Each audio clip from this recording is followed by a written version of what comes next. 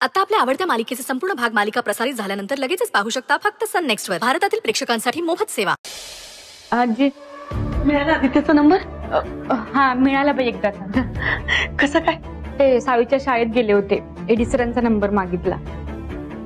तोच आपला मामडे आहे ना. शाबास. आजी नंबर तर तुला मिळालाय, पण जे काय करशील ते सांभाळून बघ. हे बघ माले, मला माझ्या मुलाचं सुख पाहायचंय आणि त्याचा संसार उभारताना कोणाच्या मनाला धक्का लागल त्याचा विचार मी नाही करणार. आता खूप शिक्षा भोगली त्याने, मला फक्त त्याचं सुख पाहायचंय.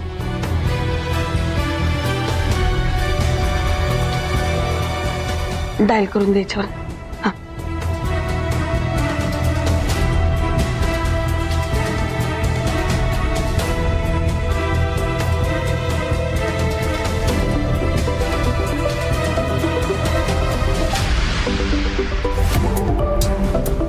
अननोन नंबरवरून कॉल.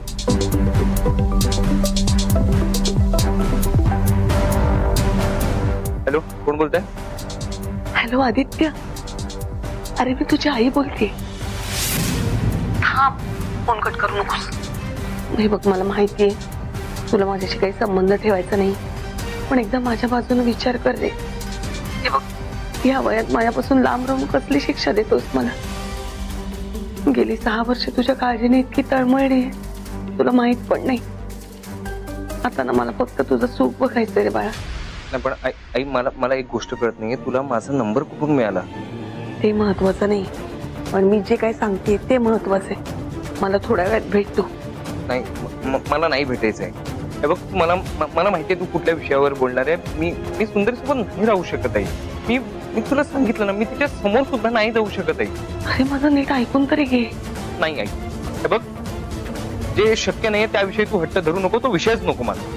ठीक आहे, तुझं हेच म्हणणं असेल आणि तू मला भेटणार नसशील तर तू कुठे आहेस, काय करतोयस हे मी सगळं सुंदरीला सांगून टाकेन. अगदी तू एडी सर आहेस हे सुद्धा. काय बोलतेस तू? सांगू तिला की भेटतोस मला? ठीक आहे, मी भेटतो तुला, मी भेटतो. फक्त सांभाळून जा. इकडे कोणाला कळतं कामा नये की आपण भेटणार, आणि मला फक्त वेळ आणि जागा सांग, मी येतो भेटायला. त्याची काळजी करू नको, मी काळजी घेईन त्याची. थोड्याच वेळात भेट मला, मी कळवते तुला कुठे भेटायचं ते. ठीक आहे. अच्छा, तू खरंच भेटणार आहेस मामड्याला? नुसतं भेटणार नाही, माझ्या मनातलं खरं करणार आहे.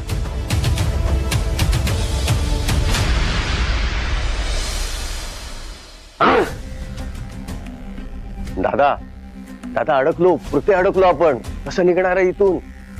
अरे त्या सुंदरीने हॉस्पिटलच्या 4 बाजूला नाकाबंदी केली आहे. नजरेत आलो ना तर पंचायत होईल.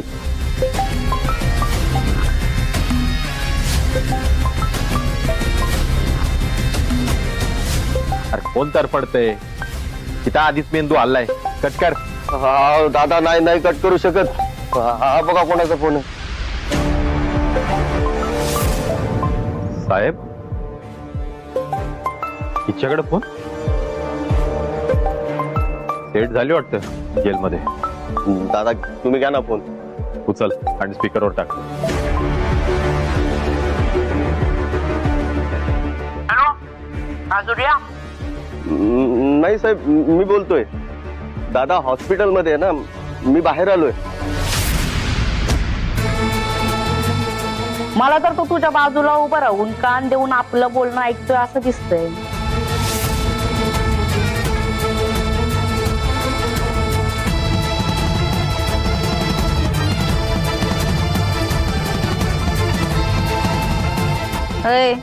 गचकू नकोस. मी आहे ना माझ्या भावाची नस ओळखते.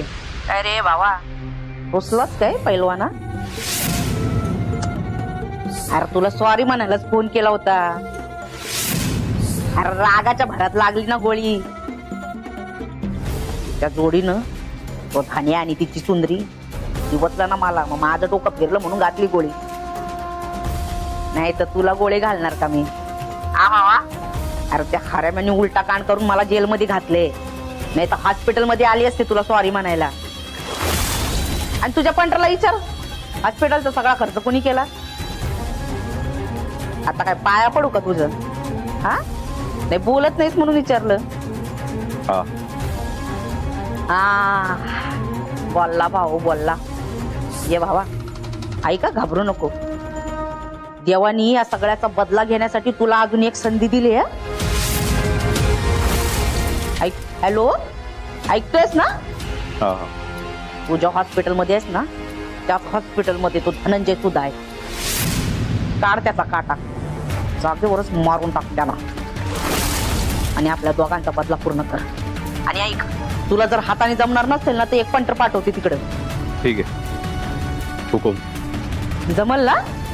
आणि काळजी घ्या आणि काम झाल्यावर फोन कर. दादा आता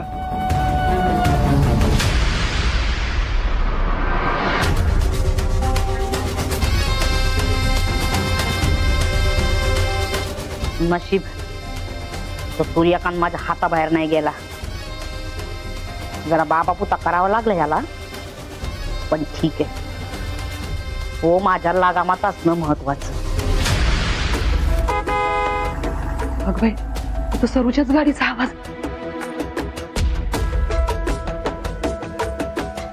सरू आलीस बाय.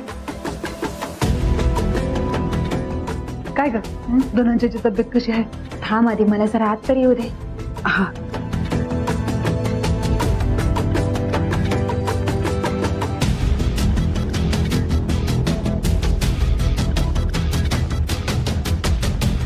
सांग की कशी आहे तब्येत? अगं हो ते आई सांग ना कशी आहे तब्येत. आई सांग ना. अगं हो हो हो आपले धनंजय आता बरे आहेत. खरं? बाई ग देव पावला ग.